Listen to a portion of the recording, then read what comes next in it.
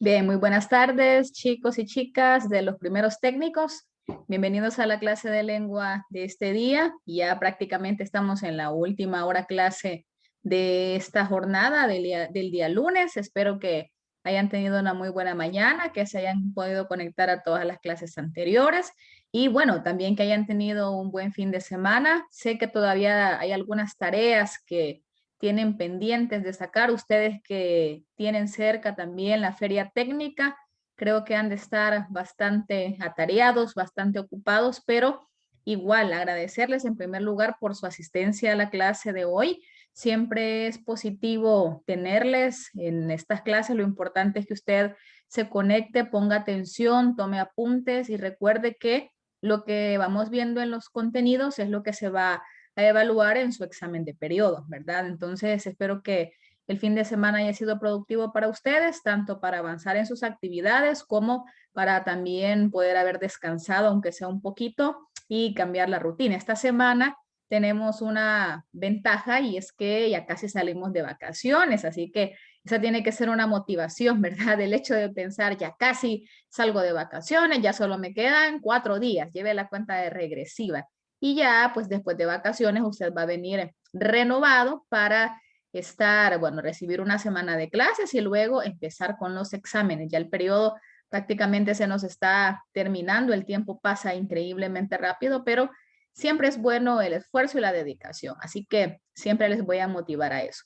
Les voy a compartir la pantalla para que podamos ya reanudar el contenido que retomamos la vez anterior, pero que no se logró finalizar. Vamos a ver un par de videos y espero que esta clase sí finalicemos con el tema para que el día de mañana pues ya desarrollemos otro contenido. Así que ahorita les comparto la pantalla y ustedes tengan siempre a la mano su cuaderno, por favor.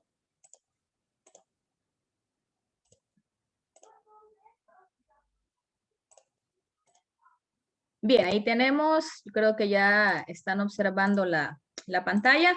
Tenemos el contenido, bueno, el contenido prácticamente es el mismo, no es necesario que usted vuelva a copiarlo, simple y sencillamente coloque continuación. El tema es el romanticismo en la poesía, la narrativa y el drama.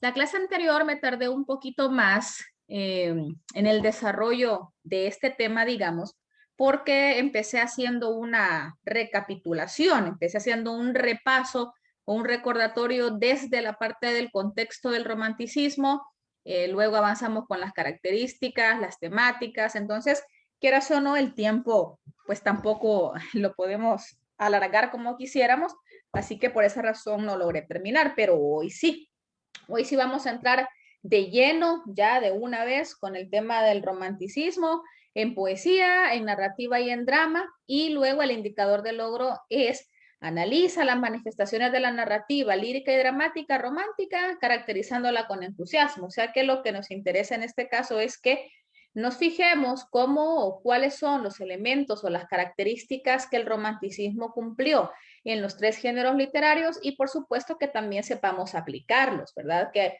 al momento de leer un texto romántico seamos capaces de decir, la característica del romanticismo que se da en esta muestra de poesía, o en esta muestra de drama, o en esta muestra de narrativa, son estas, estas y estas. O sea que por ese camino vamos.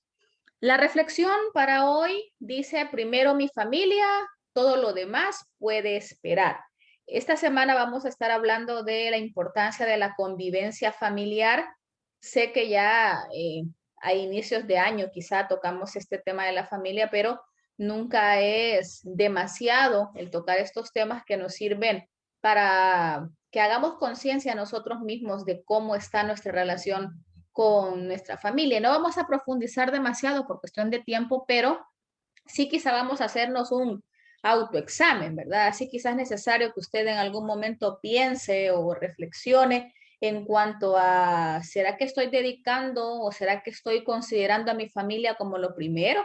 ¿Será que en la mañana cuando me levanto, por ejemplo, saludo a mi mamá, a mi papá, o en algún momento que ellos van a salir a trabajar, me despido de ellos con un abrazo, con un beso, les digo que los quiero o al regresar del trabajo los saludo, les pregunto cómo les ha ido, converso con ellos, o simple y sencillamente paso desapercibidos algunos momentos y bueno, si están bien y si no, no, yo no salgo de mi cuarto, no salgo de mi habitación y aquí estoy siempre encerrado. Entonces, si bien es cierto, hay cosas importantes, ¿verdad? Las tareas, las actividades, las conexiones a las clases, las reuniones que hacen quizás en equipo, los chats que tienen en WhatsApp y todo lo demás, pero siempre es bueno que en algún momento determinado usted dedique tiempo a su familia y que pensemos que la familia es lo primero. ¿Por qué? Porque en algún momento usted va a tener un problema, una dificultad y tenga por seguro que su familia siempre va a estar ahí para usted. Entonces,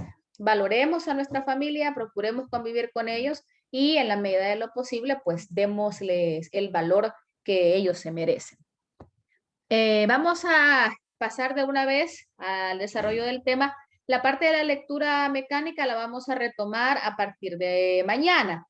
¿Por qué no vamos a hacer ahora? Vuelvo a repetir que es por el tema del tiempo, porque traigo en esta presentación dos videos que he encontrado en internet y que quiero compartirles y estoy segura que si nos extendemos bastante con la lectura mecánica o hacemos esta parte por lo menos ahora, es muy probable que el tiempo no alcance.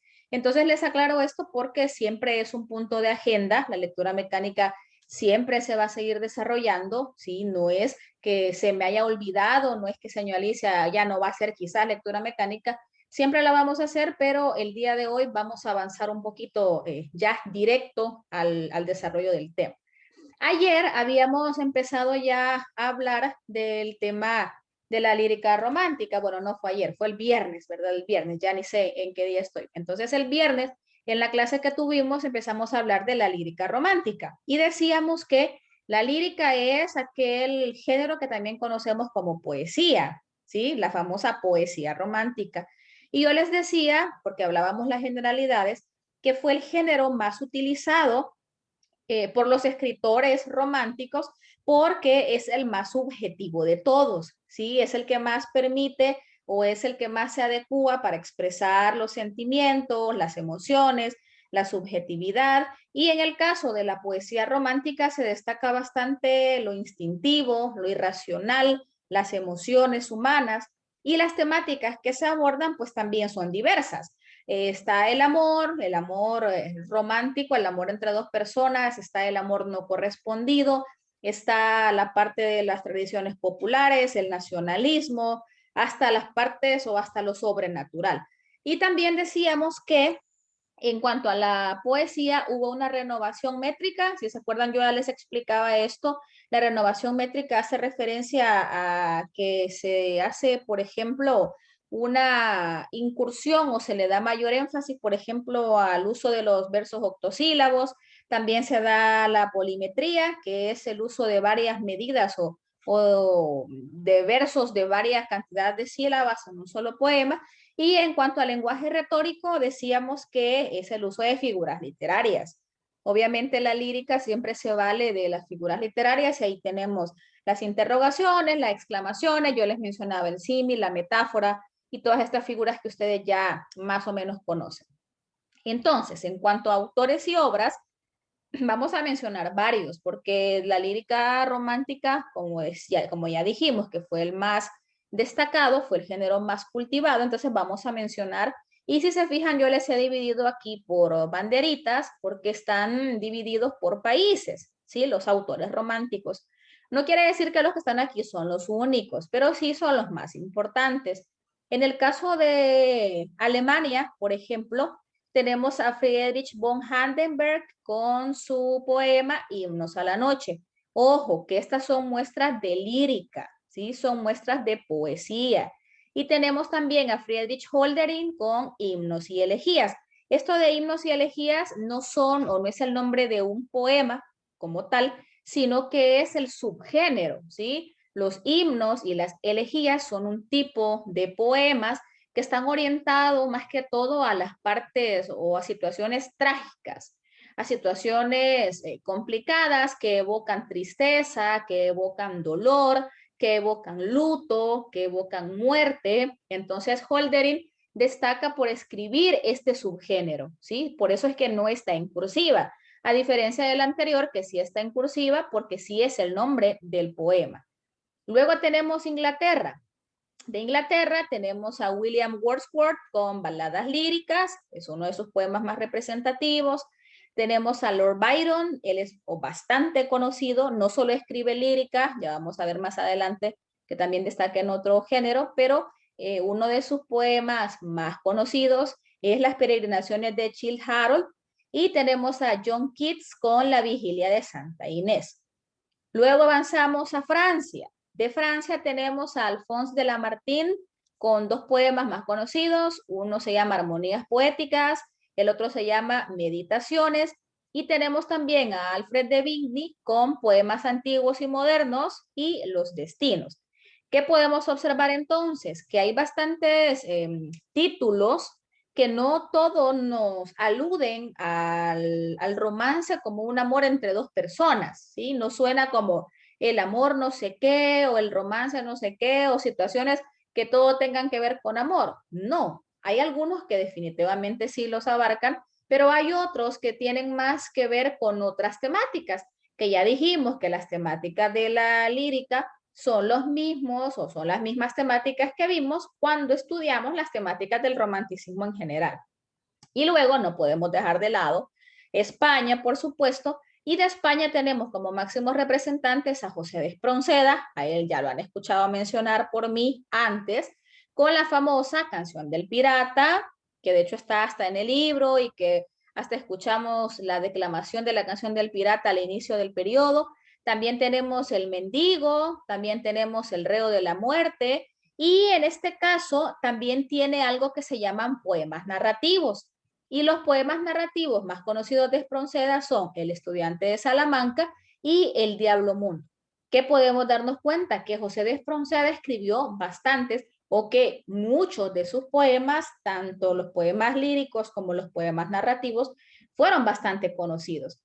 Y luego tenemos a Gustavo Adolfo Bécquer, que también es bien conocido. Muchos chicos o chicas cuando están en proceso de conquista utilizan poemas de Bécquer porque los de él tienen bastantes etapas. Él tiene o fue un escritor en el que sus rimas van como por momentos. Está la parte del enamoramiento, la parte de la conquista en la que se refleja que alguien ya está súper, súper enamorado, y luego se viene la parte sad, la parte del desencanto, la parte de las situaciones en las que ya no pueden estar juntos por X o Y razón. Entonces, en el caso de Bécquer hay de todo tipo de poemas. Entonces, ¿qué nos damos cuenta? Que la lírica romántica tiene varios autores y que estos autores pues son de diferentes nacionalidades. Ahora bien, lo que yo les presento aquí ahorita, estamos viendo una imagen y lo que hay son ejemplos de las rimas de Bécquer. Entonces, no sé si alguien se anima, alguien quisiera leer estas rimas. Son ejemplos de lírica de Gustavo Adolfo Bécquer. Y todas son rimas, la rima 23, la 30, la 21 y la 28. Vamos a ver si alguien se anima a activar su micrófono y a leernos estas muestras, a declamarnos. Tal vez no es que van a ser un gran show, ¿verdad? Pero leerlas, vaya, digamos, leerlas. ¿Quién se anima a leer la primera? Vaya, solo una. Solo la rima 23. Y esta es una de las más conocidas, hasta en las redes sociales. Vamos a ver, Anelis. Vaya, dice, por una mirada, un mundo, por una sonrisa, un cielo, por un beso, yo no sé qué te diera por un beso. Perfecto, muy bien, Anelis, muchísimas gracias. Ahí tenemos una muestra. Si se fijan, esta parte sí, o esta rima sí está bastante orientada a, imagínense que a alguien le dediquen esta rima o este poema, cualquiera diría, ¡ay, qué lindo, qué emoción! Me derrito con este tipo de versos. Entonces, ¿qué observamos? Que la lírica es uno de los vehículos más utilizados para la transmisión de sentimientos. Vamos a ver, Anelis, ayúdame siempre con esta, por favor, con la rima 30. Está bien, señor. Dice, asomaba a sus ojos una lágrima y a mi labio una frase de perdón. Habló el orgullo y se enjugó su llanto y la frase en mis labios expiró. Yo voy por un camino, ella por otro. Pero al pensar en nuestro mutuo amor, yo digo aún, ¿por qué calla aquel día? Y ella dirá, ¿por qué no lloré yo? Perfecto, muy bien. Ahí tenemos esta otra muestra que si se fijan es bastante diferente a la anterior, es del mismo autor, pero en esta parte ya estamos observando que hay una situación como una aspereza, como que hubo un conflicto ahí porque dice, asomaba a sus ojos una lágrima y a mi labio una frase de perdón. O sea, ¿qué pasó? ¿Qué sucedió? ¿Será que se pelearon? ¿Será que hubo un pleito? Yo voy por un camino, ella va por otro. Pero al pensar en el amor, yo digo, ¿por qué callé aquel día? ¿Por qué no hablé? ¿Por qué no dije nada? Y ella dirá, ¿por qué no lloré yo? Entonces, al final, como que aquí vamos observando un tono diferente. Bueno, ahora alguien más que se anime a leer las otras dos rimas, ya que Anneli ¿Qué, nos ayudó. Va, Emilia, adelante. qué es poesía? Dices mientras clavas tu pupila azul. ¿Qué es poesía? ¿Y tú me lo preguntas? Poesía eres tú. Vaya, miren esa muestra, imagínense qué bonito, o que alguien le diga a usted qué es poesía, dice, mientras clavas en mi pupila, tu pupila azul, y todavía vuelve a insistir, ¿qué es poesía? Y tú me lo preguntas, poesía eres tú. Imagínense qué gran piropo este, o qué situación más bonita que alguien le diga a la otra persona que ella o que él, porque esto no es solo de un hombre para una mujer, es poesía. Entonces, ¿qué observamos? Que es un vehículo de transmisión de sentimientos puros y que tanto al que lo hace aflora sus sentimientos como al que en algún momento lo va a recibir o lo va a escuchar. Vaya, ahora la última, Emilia, por favor. Los suspiros son aire y van al aire. Las lágrimas son agua y van al agua. Dime, mujer, cuando el amor se olvida, ¿sabes tú dónde va? Muy bien, perfecto, Emilia. Este ya es un poco más sad otra vez. O sea que tenemos la parte bonita, la parte, ay, el amorcito por aquí, por allá, y luego tenemos la parte un tanto más trágica, de un amor que no puede ser o que no ha sido por varias situaciones. Los suspiros son aire y van al aire, figuras literarias. Observen, hay una metáfora. Las lágrimas son agua y van al mar. Dime, mujer, cuando el amor se olvida, ¿sabes tú a dónde va? ¿Qué pasó ahí? ¿Qué está denotando? ¿Qué está dando a entender? Que el amor se acabó. Entonces, ¿dónde está? Aquí caemos entonces o nos damos cuenta que las interrogaciones retóricas son importantes porque en algún momento nos hacen reflexionar o querer caer en la cuenta en interpretar el sentido de un poema. En este caso, pues la idea de presentarles esto es que usted tenga una idea más o menos y que sepa que Gustavo Adolfo Bécquer es uno de los máximos representantes del romanticismo en lírica, el romanticismo español específicamente. Ahora vamos a seguir avanzando porque vamos a ver los otros géneros y vamos a pasar a la parte de la narrativa. En el caso de la narrativa, es un género que también se cultivó en el romanticismo, o sea que también se escribió bastante narrativa, porque no quiere decir que porque el lírico haya sido el más idóneo, la narrativa, no, nadie hizo narrativa y nadie hizo dramática. ¿Cómo no? Sí hay, sí hay. También la narrativa se cultivó mucho, tuvo algunas particularidades a la hora que se expandió y se divulgó por todos los países europeos. Y en el caso, por ejemplo, de países como Alemania e Inglaterra, la novela tuvo bastante inclinación por temas históricos, por temas medievales, por temas oscuros, por el terror. Y de hecho, este tipo de situaciones o este tipo de espacios lúgubres que ya hemos visto en características, o sea, en los contenidos anteriores del romanticismo siempre, vienen a desembocar o vienen a generar que aparezca la novela gótica o la novela de terror. Entonces, un ejemplo de este subgénero, que es la novela gótica o de terror, es la famosa obra Drácula de Bram Stoker. Creo que ya todos han escuchado hablar de Drácula más o menos. Entonces, aquí tenemos estos rasgos que yo acabo de explicar o de decir. Inclinación por temas históricos, medievales y oscuros, o sea que no todo es amor otra vez, volvemos a caer en lo mismo. Origen de la novela gótica o de terror, gracias a estos temas. También está la novela sentimental. Aquí sí es el polo opuesto al de terror, al de los ambientes lúgubres, al de los cementerios, espacios oscuros y todas estas cosas más tenebrosas. Y se da una descripción detallada de la naturaleza para evadir la realidad. Acuérdense que en este caso estamos hablando de la subjetividad, de la exaltación del yo y de la búsqueda de la libertad. Ahora, representantes de la narrativa, ¿será que hay de diferentes países? La respuesta es sí, ahí estamos observando en la pantalla. En el caso de Alemania, vuelve a aparecer Alemania y tenemos el máximo representante, de hecho, este señor que se llama Johann Wolfgang von Goethe, que casi siempre lo manejamos como Wolfgang von Goethe o solo Goethe. Algunos pueden decir Goethe y si lo leemos en español se lee Goethe. Así que no nos vamos a complicar porque no podemos hablar alemán, por lo menos yo en lo personal no puedo. Entonces, la obra narrativa más importante de Goethe es Las desventuras del joven Werther o Las desventuras del joven Werther, así como se lee. Ya vamos a ver el video de qué se trata esta obra y es una de las que más impulso le dio a la narrativa del romanticismo. Además de eso, que Goethe fue el creador de una corriente que se llamó Sturm und Drang, que significa tormenta e ímpetu, y este movimiento, esta corriente es la que viene a desembocar o es la que genera el romanticismo después. O sea que Goethe fue uno de los principales precursores del romanticismo, fue uno de los iniciadores o de los pioneros o de los pilares fundamentales del romanticismo. Luego en el caso de Inglaterra tenemos a Walter Scott con su obra Ivanhoe, luego tenemos a Horace Walpole con su obra El castillo de Otranto, luego tenemos a Mary Shelley con Frankenstein, que ya la leímos, que ya sabemos de qué se trata, nos damos cuenta entonces que en narrativa romántica también hay bastante. Luego nos pasamos a Francia. De Francia tenemos a René de Chateaubriand con dos obras narrativas más importantes. Una de ellas se llama Atala y la otra se llama El último abencerraje. Luego tenemos a Víctor Hugo con Nuestra Señora de París y Los Miserables. De Los Miserables hay hasta película.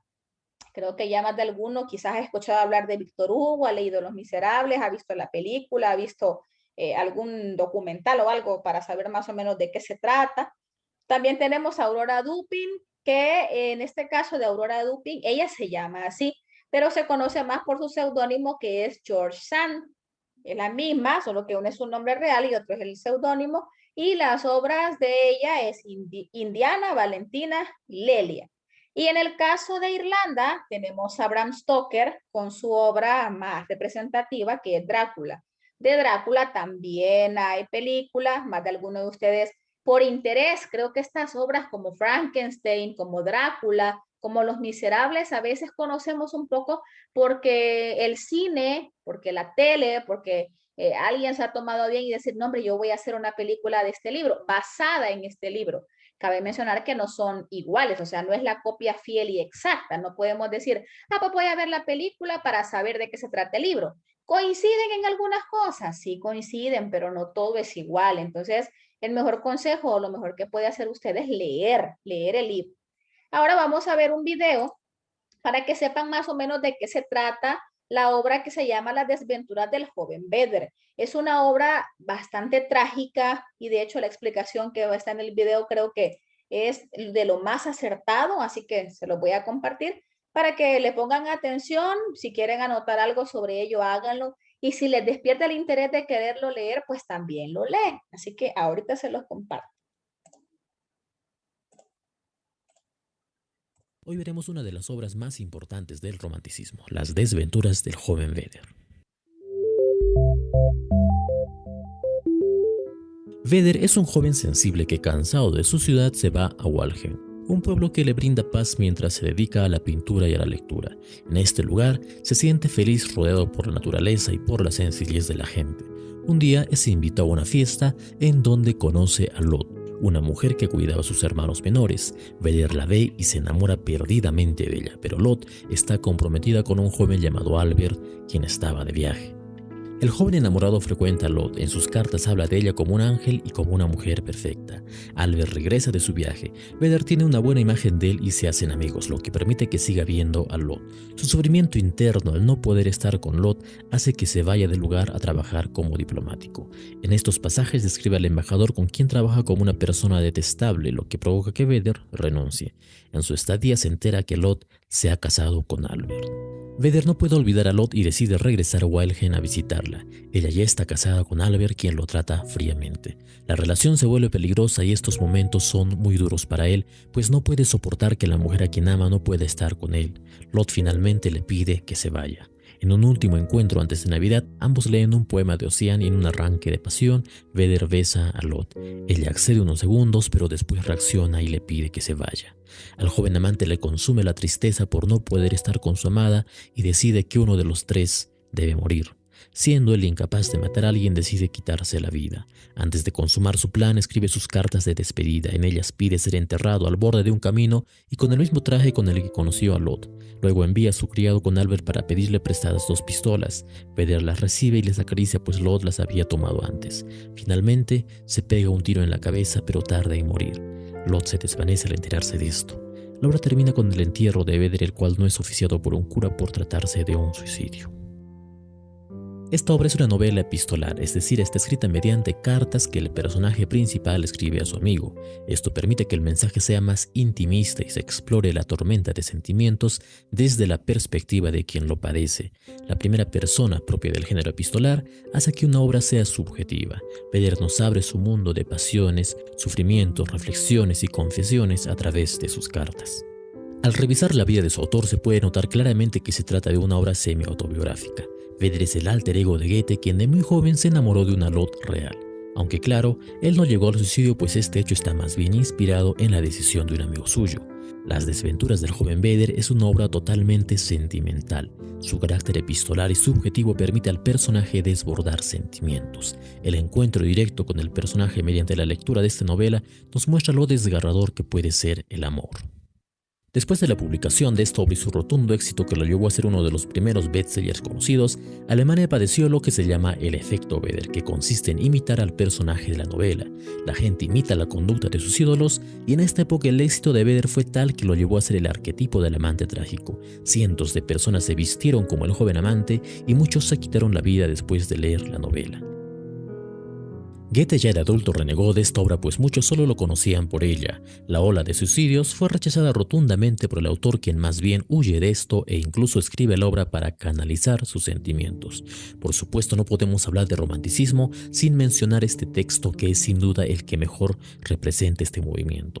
La naturaleza, la sencillez, la pasión y el amor trágico están contenidos en las dramáticas cartas del joven Vedder. Observen esa última frase.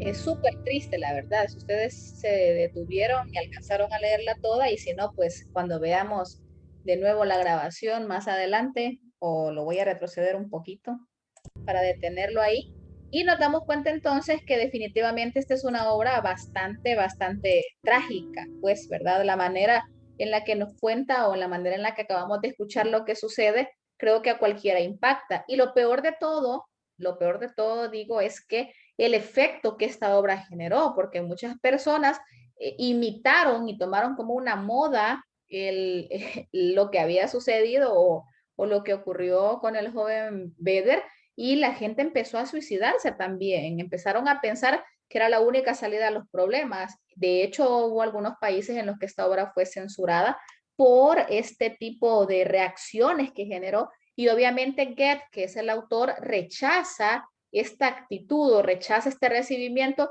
que si bien es cierto, para él fue bueno porque fue uno de los mejores o de los bestsellers, de las obras más vendidas, no estaba de acuerdo con el accionar de las personas.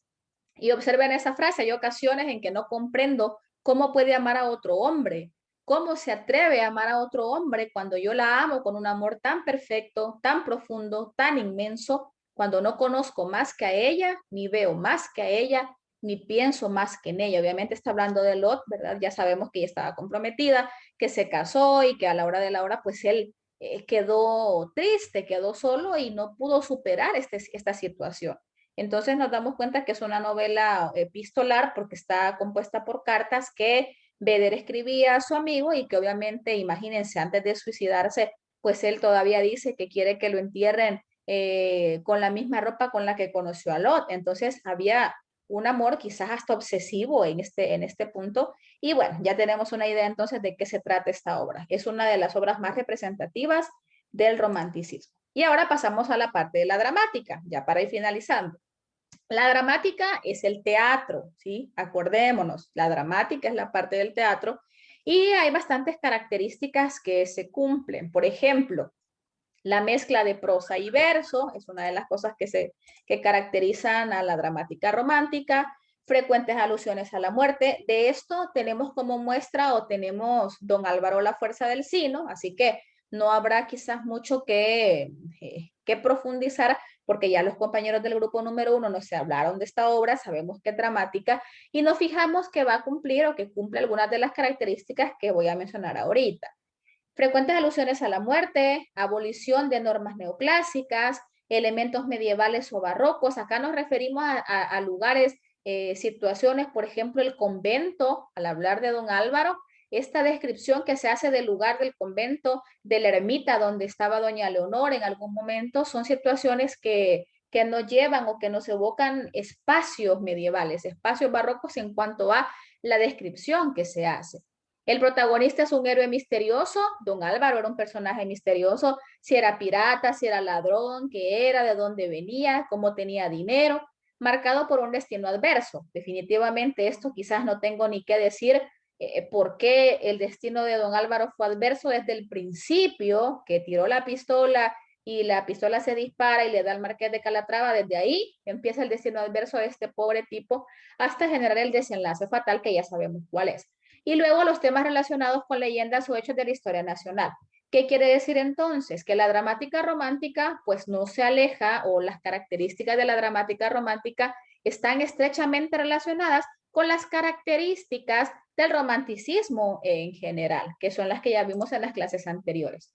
Ahora, ¿cuáles son los temas de la dramática romántica? ¿Qué abarca o qué situaciones aborda? Primero, convenciones sociales y conflictos que provocan en los individuos. Aquí estamos hablando ya de situaciones establecidas que no están propiamente relacionadas con el amor o el sentimiento, sino que a situaciones de denuncia social, ¿sí? Diferentes injusticias, diferentes situaciones que en algún momento generan descontento y que de alguna manera a través de la literatura se pueden reflejar. Y luego el amor desde diferentes perspectivas, que también ya hemos escuchado que el amor puede ser abordado desde la forma idealizada e imposible, o sea, en este caso el amor en el que el hombre o la mujer ven a su pareja o a la persona de la que están enamorados como el ser el mejor de todos, el más lindo, el mejor en todos los sentidos, pero que por cualquier razón no pueden estar juntos, o también como seductor e insensible. Aquí tenemos una muestra en el caso de cómo es un amor seductor e insensible. En este caso estamos hablando, hacemos referencia a la obra Don Juan Tenorio. No sé si alguien ya ha escuchado a qué se refiere el arquetipo de un Don Juan. Es un conquistador, es un hombre en este caso, porque se relaciona más que todo al hombre, que anda conquistando muchas mujeres, que las enamora, que las seduce y que ellas normalmente caen en las redes de este hombre, pero que a la hora de la hora pues las rechaza. Entonces tenemos los dos polos, el amor que una persona siente por la otra y este amor es idealizado, es el mejor de todos, pero que no puedo estar junto a él o a ella por X razón, y el otro pues es el amor que va por la parte de la seducción, pero que a la hora de la hora no es quizás un amor como tal. Representantes, tenemos en el caso de Alemania a Johann Wolfgang von Goethe otra vez. Entonces aquí aparece Goethe otra vez. Sí, quiere decir que Goethe no solo escribió narrativa, sino que también escribió dramática con su obra Fausto. Luego en el caso de Francia tenemos a Víctor Hugo. Víctor Hugo también ya lo habíamos mencionado allá con Los Miserables, pues también escribió dramática con su obra Hernani. Y luego en España tenemos a Ángel de Saavedra, el duque de Rivas, ya sabemos, incluso escuchamos la biografía de él con el grupo 1 y la obra Don Álvaro La Fuerza del Sino, y José Zorrilla con Don Juan Tenorio. Este Don Juan Tenorio era un gran malilla, no sé si más de alguno ha escuchado hablar de qué se trata, y en este caso, pues en este sentido nos damos cuenta o nos fijamos que están los dos polos, pues cómo es posible que en este caso un amor tengamos el polo diferente, mientras que uno se muere de amor por uno o por otro y este se suicida, hay otro que anda haciendo caer a las mujeres y las deja. Entonces las que sufren en este caso pues son las mujeres, definitivamente. Ahora solo vamos a ver un video con el que terminamos y los dejo irse para descansar. Muchos tienen la imagen de un escritor como una persona ensimismada y bajo la luna inspirándose en un nuevo poema. Esta imagen de poeta solitario ha prevalecido hasta nuestros días a partir del romanticismo. Los románticos surgen en el siglo XVIII como un movimiento llamado Sturm und Drang en Alemania y laquismo en Inglaterra. A partir de allí se extendió y abarcó toda Europa y gran parte del mundo. Se origina como oposición ante la racionalidad del neoclasicismo, pues el romanticismo busca la expresión del sentimiento. En cambio, el neoclasicismo representaba el conocimiento racional. Así, se propone el amor por la libertad frente a la razón ordenadora, una razón que encasilla. El romanticismo ha sido uno de los movimientos más importantes de la historia del arte y la literatura. Fue impulsado mayormente por jóvenes motivados por el patriotismo, la libertad o la justicia. Es idealista pues antepone estos ideales ante la razón o la misma realidad. La actitud moral y sentimental de los románticos los conduce a la insatisfacción ante la vida y la sociedad. Esta insatisfacción les lleva a aislarse, lo que provoca en ellos individualismo. Es por lo tanto muy subjetivo. El escritor se interesa en sí mismo o en su yo romántico.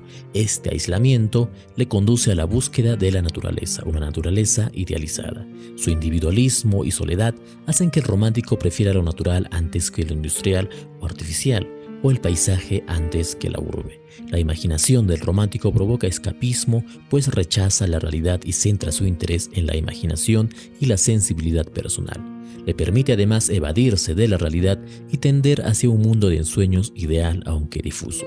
Explora nuevos escenarios como la fantasía, el misterio e incluso lo grotesco, lo horroroso o lo sangriento. Además, el romántico prefiere lo nacional y lo popular y tiene también como ideal el patriotismo. Así, la tradición popular es muchas veces su fuente de inspiración. Diremos entonces que el romanticismo tiene las siguientes características: rebeldía ante la razón, ansia de libertad y ruptura de normas convencionales, individualismo y subjetivismo, soledad y gusto por la naturaleza, imaginación y sentimiento, y valoración de lo nacional y la tradición popular. Como principales representantes de este movimiento tenemos en Francia a Victor Hugo con sus obras Nuestra Señora de París o Los Miserables. En Inglaterra tenemos al poeta Lord Byron con su poema autobiográfico Las Peregrinaciones de Childe Harold. Resalta también Walter Scott con su novela Ivanhoe. En Estados Unidos encontramos a Edgar Allan Poe con sus narraciones extraordinarias que exploran el terror y el misterio. También sobresale Walt Whitman con su libro de poemas Hojas de Hierba. En Alemania destacan Schiller con Guillermo Tell y Goethe, uno de los más grandes románticos europeos y líder del movimiento Sturm und Drang, el cual, como vimos, dio origen al romanticismo. Fue autor de Fausto y las desventuras del joven Werther. Los argumentos de estas obras nos muestran a un escritor que no pretende cambiar la realidad con el conocimiento o con la ciencia. Su rebeldía es más bien contra esta razón ordenadora. Así, el artista evade la sociedad para ejercer su libertad. El romanticismo ha sido uno de los periodos culturales que parece haber creado nuestro concepto de literatura. El idealismo individualista e irracionalista, el ideal del arte o el arte como fe, ha dispuesto la belleza como un verdadero fin, un arte sin norma como medida.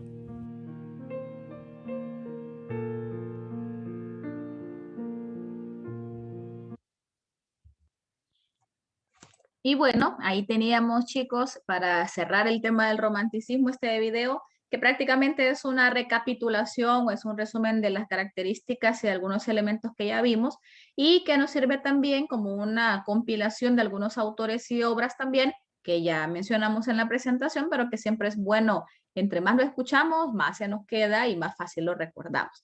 Así que hoy sí hemos finalizado el tema del romanticismo, ya podemos decir que estamos con este tema cerrado. Ya el día de mañana iniciaríamos otro contenido, así que pedirles siempre que se conecten a la hora indicada para que pongamos atención y que sigamos aprendiendo. Así que nos quedamos hasta acá, chicos, que tengan una feliz tarde y cuídense mucho. Gracias, Siempre señora. lean. Bueno, hijo, Señor- gracias a Señor, ustedes. disculpe, quisiera, quisiera preguntarle algo sobre lo de la feria técnica. Ah, Bastante fuera del tema. No sé vaya, si vaya. puedo, sí. Vaya, está bien si Fíjese querés. que, Bueno, si sí. querés hacerla ya o esperamos que tus compañeros se desconecten, como querrás. Mm. Vaya, vaya, perfecto, vamos a esperar. Bueno, hasta luego, chicos, todos los demás, cuídense. Adiós, señor. Adiós, señor. Hasta Adiós, luego. señor. Adiós, hijos, hasta mañana.